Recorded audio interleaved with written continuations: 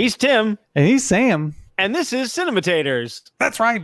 And tonight we're doing 4 of our favorite scenes from the John Hughes Thanksgiving movie that everybody loves, starring John Candy, Steve Martin, and a little bit of Kevin Bacon. Just a little bit of bacon on that turkey. Gobble, gobble. Planes, trains, and automobiles. And it's the 35th anniversary of it.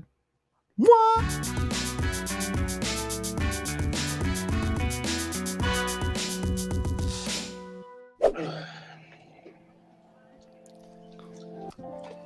This is like, I don't think John Hughes needs to write anything else to make you not like this guy. And just to feel bad for Steve Martin's character. And Steve Martin plays that, I can't believe you're doing that, right? God! Like he's got no tolerance for him right from the beginning. I think that right there is great writing on John Hughes' part. And I don't think you need anything else.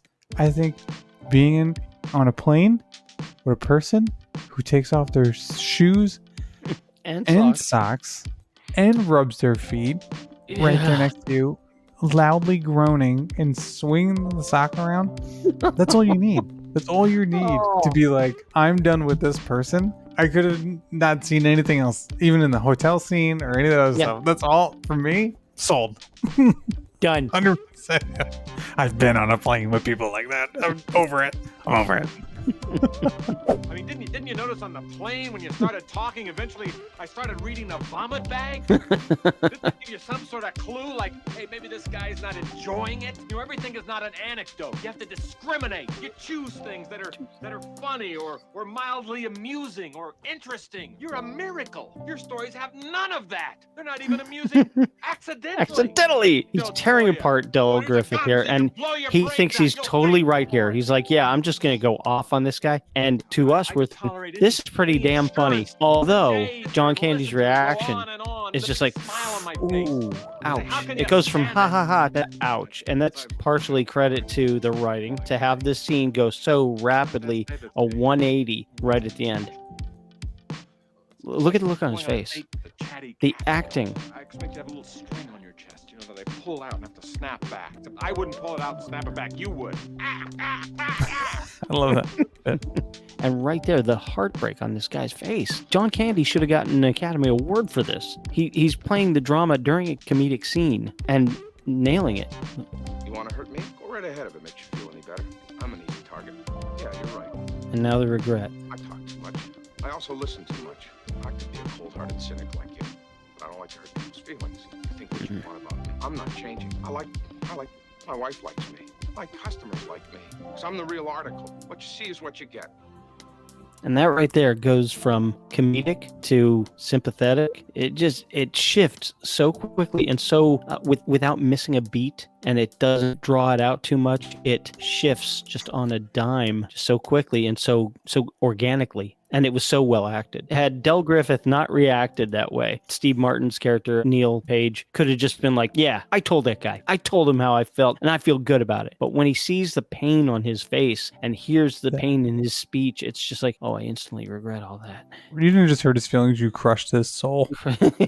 You attacked his whole personality. I thought that was weird, too, that they did that scene so early in the movie. Yeah. Like, that scene in other movies, that's at like the end almost. Yeah, that's like 3/4 of the way through where you have the big falling out. But no, this one, it sets up the awkwardness between them to go back and forth. Sometimes it's like, okay, I'm going to shift my paradigm here and I'm going to be nicer to you. And then you're going to annoy me to the point where I just can't take it anymore. Yeah. And then I'm going to feel bad about that because I've got a short temper and I should have been more lenient. And I understand it's your personality. I'm sorry. I'm attacking you as a person, not for anything you've done, but just for being who you are. And that's such a personal attack. It's like, I regret this now. Edie McClurg does a great job improving this whole speech because this wasn't written out for her. Gobble, gobble. Gobble, gobble. Oh, bye-bye. Welcome to Marathon. May I help you? Yes. How may I help you? You can start by wiping that fucking dumbass smile off your rosy cheeks. Me, an automobile. Datsun, a Toyota, a stank Buick. 4 fucking wheels and a seat. I really don't care the way you're speaking to me. I really don't care for the way your company left me in the middle of fucking nowhere with fucking keys to a fucking car that isn't fucking there. And I really didn't care to fucking walk down a fucking highway, fucking runway to get back here to have you smile at my fucking face. I want a fucking car right now. Counts up to 18. Yeah, I was I counting. see your rental agreement. I got 18. Threw it Throw it away. away. Oh, boy. Oh boy, what? You're It's so perfect the way she just ended with that. It's just so great too because he's got like such an upper hand of all this. Just Oh, like you did this, you did that, you left me here, you left me there. What the is going on? And will you get your receipt? I Well. threw it away. You're fucked. That last one that she hits him with, it hits so hard because he says it so much. It's like almost like what like Seth MacFarlane does on Family Guy. You know, like you go to the apex of the joke, then you go down and you just beat it to death so much, and then you just kind of bring it back and like somehow like revives and it gets funnier again. It's like that. Like he said it so much, so many. Just hit her. At one point, it just loses its effect because he said it so much. And then when she comes back with hers, it's just a simple knock it right back. She's like, I only needed one. We're in the snot box. And there's so many clues that his wife's dead. But if you're not looking for them, you're not going to notice it. It's kind of like watching The Sixth Sense the second time. You start to pick up on all the clues that were foreshadowing it that you just kind of wrote off as just, oh, well, yeah, that's sure. His wife's not there with him. Doesn't mean she was dead, but now they're getting along again. Where you been? You been to Italy? I like that. Where you been? Yeah, the drinking around the world. Tequila there? This is a good combo or what? No, probably not. But these are our sponsors, so we got to put them in there. Jamaica, man. Go to Jamaica. Have some rum, man. In my mind, John Candy was like, I need to do the worst Jamaican impression ever.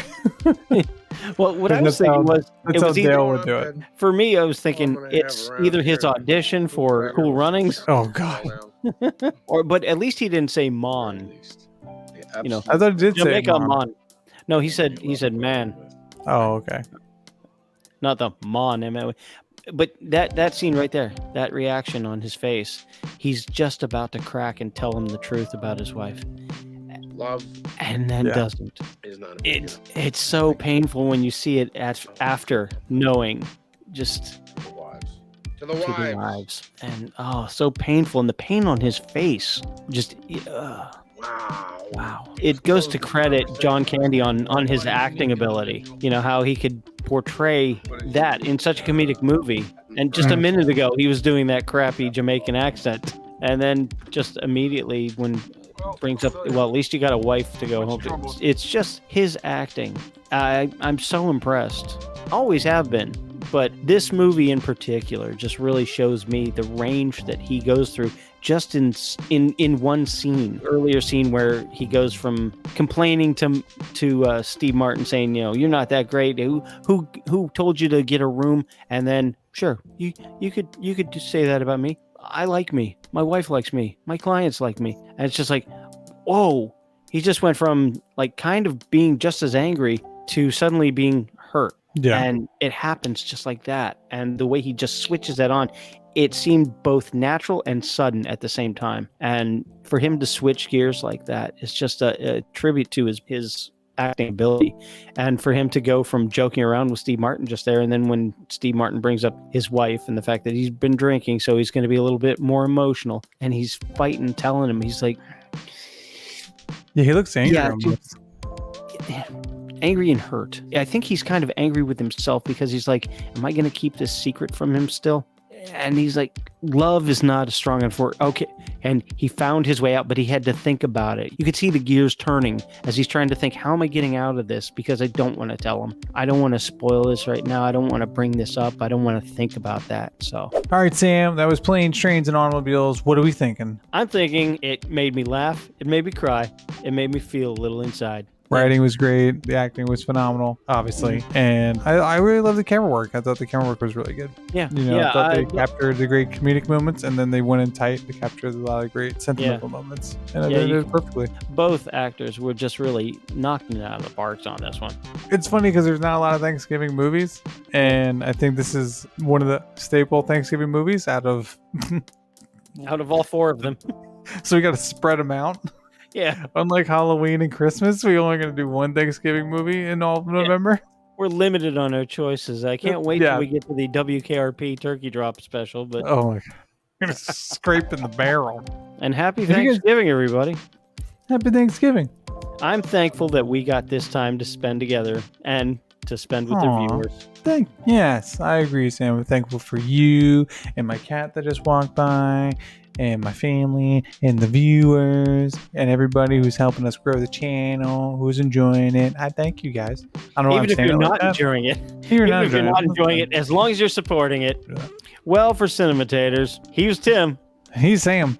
And like, share, and subscribe. That's right. And hit that notification bell so you get notified every time we post a new video. And also, in the links down below, you can purchase Planes, Trains, and Automobiles. It is the 35th anniversary of it. Happy Thanksgiving, everybody. Travel safe if you are traveling. Have fun. Be kind. Don't get into too many arguments with the family. It's not worth it. Trust me, it's not worth it. You'll regret it. You'll regret it. It'll be fine. Just talk about all that stuff later. Don't talk about it now. Just do it later. Do it after the holidays. Start the new year right by getting into arguments then. Yeah, save it for then. You know, you can drink a lot. Because like, there's nothing from January to what? When's like the real major holiday? Groundhog Day. Valentine's. No, I mean like President's Day. You spend with family, like 4th of July. You got from January till like 4th of July to get those arguments.